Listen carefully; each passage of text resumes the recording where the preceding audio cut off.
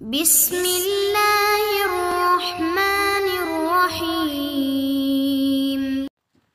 اعوذ باللہ من الشیطان الرجیم وَإِذَا تُتْلَى عَلَيْهِمْ آيَاتُنَا بَيِّنَاتٍ قَالَ الَّذِينَ لَا يَرْجُونَ لِقَاءَنَا ائْتِ بِقُرْآنٍ غَيْرِ هَذَا أَوْ بَدِّلْهُ۔ عزیز طلبہ کرام، سبق نمبر 17 سورۃ یونس آیت نمبر 15۔ آیت کریمہ کے اندر زجر ہے انکار قرآن کے اوپر، کہ قرآن سے انکار کرتے ہیں اور کہتے ہیں کہ اس قرآن کو ہٹا دو، ہمیں کس سے گانیاں سناؤ یا کوئی اور بات کرو، یا یہ کہ اس میں ترمیم کیجئے، اور مشرکین کہتے ہیں کہ اس میں مسئلہ توحید نہ ہو، اور یہود نصارہ کہتے ہیں اس میں مسئلہ جہاد نہ ہو۔ تو ان کے جوابات کا ذکر ہے کہ ترمیم کرنا میرے اختیار میں نہیں ہے، تبدیل تو دور کی بات ترمیم بھی نہیں کر سکتا، زبر زیر کے اندر رد و بدل نہیں کر سکتا، میں تو وہی کا پابند ہوں۔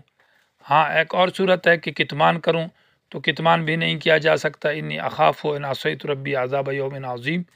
اگر میں نے اس کو چھپایا اور بیان نہ کیا تو قیامت کے دن اللہ مجھے بہت بڑی سزا دیں گے۔ اور تمہارا خیال یہ ہے کہ یہ کتاب میں نے اپنی طرف سے بیان کی ہے، ایسا نہیں ہے۔ قل لو شاء اللہ ما تلوت علیکم ولا ادراکم بہ، 40 سال میں نے تمہارے اندر گزارے ہیں اور اس سے پہلے میں نے ایسی باتیں نہیں کی اور ایسا سبق نہیں سنایا تمہیں، تو اس کا معنی یہ ہے کہ اب سے یہ بیان کرتا ہوں، یہ میری باتیں نہیں ہے بلکہ اللہ نے وحی کی ہے، اور وحی کے اندر زبر زیر تبدیلی کی اور گنجائش نہیں ہے، تغییر کی گنجائش نہیں ہے، اور بالکل اس کو تبدیل کرنا تو ناممکن ہے کہ اس کو ہٹا کر دوسری کتاب لے آؤں، یہ میرے اختیارات میں نہیں ہے۔ ہاں تم ابھی شرک کرتے ہو، اور شرک کرنے پر دلیل پیش کرتے ہو کہ اللہ نے کہا ہے، اور ہم اولیاء کو جو پکارتے ہیں، ولیوں کو، قبروں کو، لات منات کو، تو یہ اللہ کی طرف منسوب کرتے ہیں، یہ تو بہت بڑا ظالم ہے جو اللہ پر جھوٹ باندھتا ہے، اور اللہ کی آیات توحید سے انکار کرتا ہے، یہ بھی ظالم اور مجرم ہے، اور ظالمین مجرمین کبھی بھی کامیاب نہیں ہو سکتے۔ آیت کریمہ کا ترجمہ، اور جب بیان کی جاتی ہے ان کے اوپر ہماری آیات واضح واضح، تو کہتے ہیں وہ لوگ جو نہیں ڈرتے ہمارے ملاقات سے یا عقیدہ نہیں رکھتے ہماری ملاقات پر کہ لے اے پیغمبر اس کے علاوہ کوئی اور قرآن یا اس میں ترمیم کیجئے، تو کہہ دیجئے اے پیغمبر کہ میرے لیے ممکن نہیں ہے، میرے لیے اور میری گنجائش میں نہیں ہے کہ میں تبدیل کر دوں اپنی طرف سے اس کتاب کو۔ ہاں نہیں میں تابعداری کرتا مگر اس کی جو میری طرف وحی کی جاتی ہے، بے شک میں ڈرتا ہوں اپنے رب کے عذاب عظیم سے اگر میں نے اللہ کی نافرمانی کی اور کتمان کیا اور بیان نہ کیا۔ کہہ دیجئے اے پیغمبر اگر اللہ چاہتا تو میں نہ بیان کرتا تم پر یہ قرآن، اور نہ اللہ تمہیں سمجھاتا یہ قرآن، یقیناً میں تمہارے اندر رہا ہوں کئی عرصہ اس سے پہلے، آیا تم عقل سے کام نہیں لیتے؟ پس کون بڑا ظالم ہے اس شخص کے مقابلے میں جو باندھتا ہے اللہ پر جھوٹ اور یا یہ اللہ کی آیتوں کو جھٹلاتا ہے، یقیناً مجرم لوگ کبھی کامیاب نہیں ہو سکتے۔ وَإِذَا تُتْلَى عَلَيْهِمْ، جب بیان کی جائے ان کے اوپر آیات، ہماری آیات بینات جو واضح ہے مسئلہ توحید پر اور اللہ قیامت کے ہر مسئلے پر، یہ نہیں ہے کہ قرآن بطور ختم پڑھایا جائے اور اس کو دم ڈالا جائے، نہیں، آیات قرآن کو خوب واضح کر کے اس کا مطلب، اس کی حقیقت لوگوں کے سامنے جب واضح کی جاتی ہے اور اس کے اندر مسئلہ توحید کو واضح کیا جائے اور مسئلہ رسالت اور قیامت کو اور اس طرح دیگر مسائل کو، تو پھر کافر لوگ یہ باتیں کرتے ہیں۔ قال الذین، کہتے ہیں وہ لوگ لا یرجون، جو عقیدہ نہیں رکھتے لقاءنا، ہماری ملاقات پر۔ یہ گویا کہ اصل مرض کا ذکر کیا کہ قیامت کے منکر ہے، قیامت پر عقیدہ نہیں ہے، تو اس لیے پھر یہ باتیں کہتے ہیں۔ ایتی بقرآن غیر ھذا، لے آ اس کے علاوہ کوئی اور کتاب، یعنی تنگ ہو جاتے ہیں اور پھر کہتے ہیں جی کوئی نعت شریف پڑھ دیں اور جی کوئی قصہ سنا دیں، ہاں تو اس طرح کی باتیں کرتے رہتے ہیں پھر، یعنی حالانکہ صحابہ اکرام قصاصین جو قصاص تھے ان کو بگاتے تھے اور نہیں چھوڑتے تھے۔ او بدل ہو، یا اس میں تبدیلی کر دیں، تبدیل بمعنی ترمیم، اور مراد اس سے یہ ہے کہ تفسیر قرطبی رحمہ اللہ نے لکھا ہے کہ من عیب آلہتہم و تصفیہم، ان کے آلہہ کو جو برا بلا کہا جا رہا ہے، ان کا جو عیب نکالا جا رہا ہے کہ وہ مالک نہیں ہے نفع نقصان کے، وہ حاجت روا نہیں، وہ مشکل کشا نہیں، وہ کچھ نہیں کر سکتے، اس چیز کو نہ کہیں، تغییر مراد ہے۔ قل سے جواب ہے، اور جواب جو ہے وہ اس طرح ہے کہ جو کم درجے کی شق ہے کہ تبدیل یہ میں نہیں کر سکتا، تو وہ پہلی شک کا جواب نہیں دیا کہ قرآن کو بالکل بدل دو، یعنی دوسری کتاب لے آؤ، کیونکہ وہ تو بہت بڑا کام ہے۔ یہ نفس تبدیل اور ترمیم والا جو کام ہے میرے اختیار میں یہ نہیں ہے، میرے بس میں یہ نہیں ہے، تو جائے کہ میں قرآن کو بدلا کر دوسرا قرآن لے آؤں۔ قل کہہ دیجئے ما یکون بمانا ما یمکن، کہ ممکن نہیں ہے میرے لیے، میری طاقت میں نہیں، ان ابدلہ، کہ میں تبدیل کروں اس کتاب کو، من تلقاء نفسی، اپنے طرف سے، تلقاء بمانا طرف کے، یعنی اپنی طرف سے بھی یہ کام نہیں کر سکتا۔ ان اتبع، ان نافیہ ہے، میں نہیں پیروی کرتا، الا ما یوحا الیہ، جو میری طرف وحی کی جائے گی، اور جو اللہ کہتا ہے بس وہ میں سناتا ہوں۔ مجھے تو ہے حکم اعظا لا الہ الا اللہ، اگرچہ ہو بت جماعت کی آستینوں میں۔ انی اخاف، یہ سوال ہے کہ تبدیل تو نہیں کر سکتے ترمیم، لیکن اس میں یہ تو ہو سکتا ہے کہ آپ بیان نہ کریں، خاموش رہ جائیں، تو یہ کتمان ہو جائے گا۔ تو جواب دیا کہ انی اخاف، میں ڈرتا ہوں، ان عصیت، اگر میں نے نافرمانی کی ربی، اپنے رب کی، اور نافرمانی یہ ہے کہ میں اللہ کا دین بیان نہ کروں، اللہ کی کتاب کو نہ بیان کروں، عذاب یوم عظیم، بہت بڑے دن کے عذاب سے۔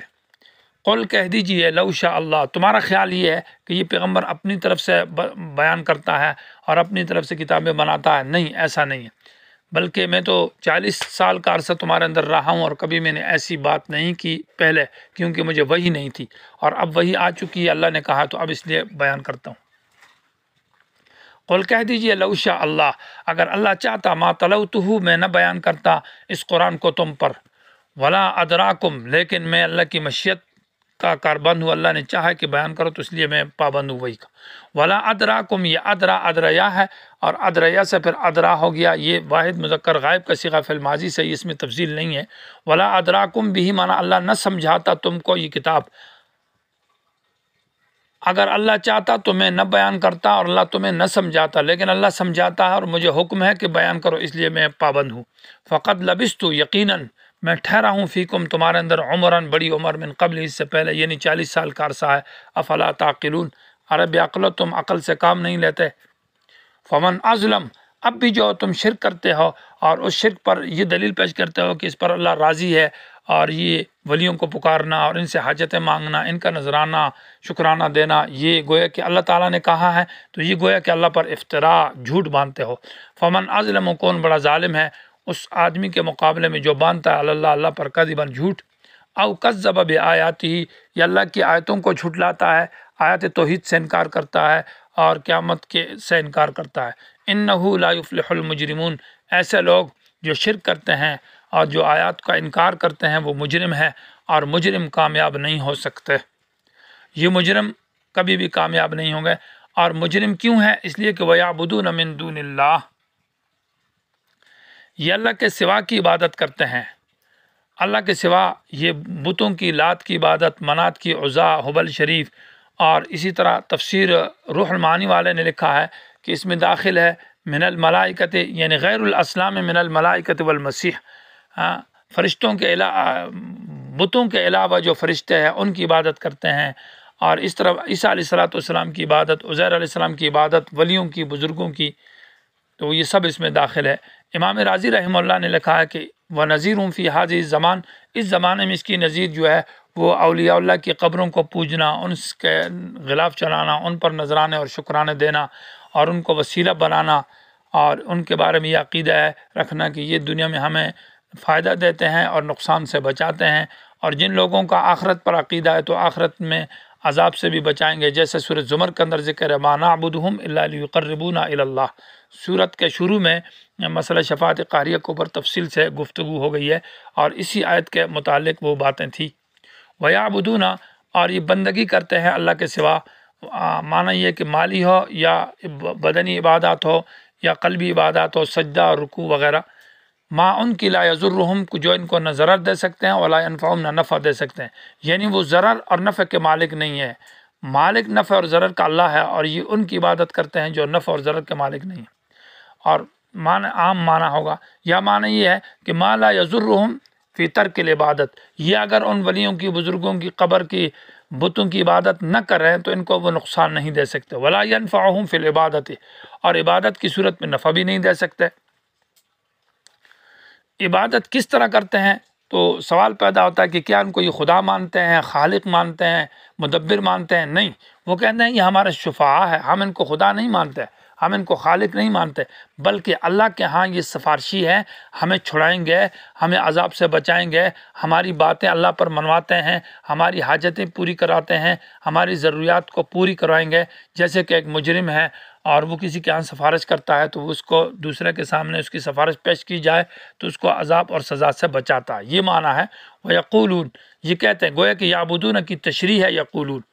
اور یہ جو عبادت کرتے ہیں یعنی یہ کہتے ہیں کہ ہؤلاء شفعاؤنا، یہ اولیاء، یہ بزرگ، یہ قبروں والے اور شفعاؤنا ہمیں چھڑانے والے ہیں، ہمارے سفارشی عند اللہ، اللہ کے ہاں۔ قل سے رد ہے، اور رد یہ ہے کہ اللہ تعالیٰ نے نہیں بتایا کہ فلاں میرے ہاں سفارشی ہے اور فلاں میرے ہاں لوگوں کو عذاب سے بچاتا ہے، قیامت کے عذاب سے بچاتا ہے، یا اس کو میں نے اختیارات دیے ہوئے یا وہ یہ ہے، اور تم بتاتے ہو جس چیز کا وجود ہی نہیں ہے تم اللہ کے سامنے اس چیز کا اقرار کرتے ہو، اس کو خدا مانتے ہو۔ اور اس لیے ذکر کیا قل اتنبئون اللہ، کہہ دیجیے اے پیغمبر کیا تم اللہ کو خبر دیتے ہو بما، ان چیزوں کی کہ لا یعلم فی السماوات والارض، نہیں ہے ان کا وجود نہ آسمان میں اور نہ زمین میں، سبحانہ اللہ پاک ہے، وتعالی عما یشرکون، اور اللہ بلند ہے ان شرکاء سے جو یہ اللہ کے ساتھ شریک ٹھہراتے ہیں۔